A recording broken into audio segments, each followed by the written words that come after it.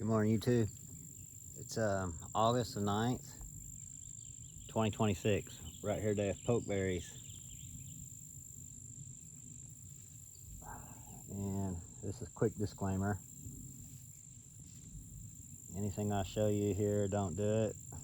This is the way I do it. The takeaway to this is you don't chew the seeds, okay? You either spit them out, every little one of them, or you swallow them whole. I just swallow them whole, so I don't take no chances. If you chew the seeds, you'd be puking and coming out both ends. And some people even have to go get their stomach pumped. So do it the right way. Don't chew the seeds.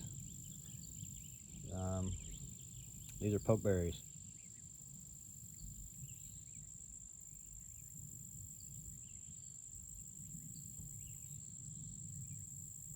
It's supposed to be very good for folklore medicine from the old days. They made pokeberry wine. We did it before too. It was actually really, really good.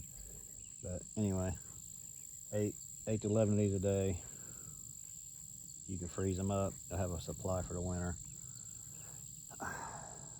2, 3, 4, 5, 6,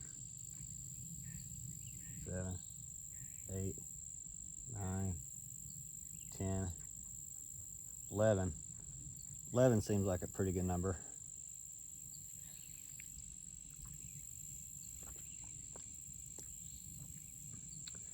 There you go, pokeberry.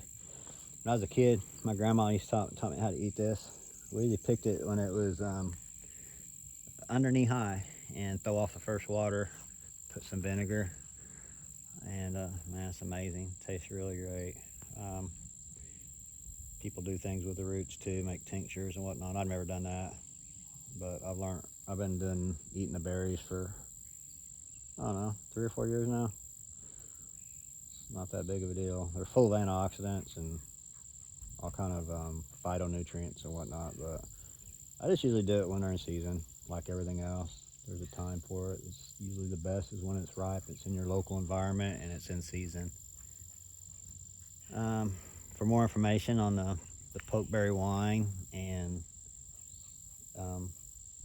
poke seeds and poke in general, go check out Fairy Forest Organics on Facebook, and we'll get you hooked up. Have a great day. 11 run 11 out.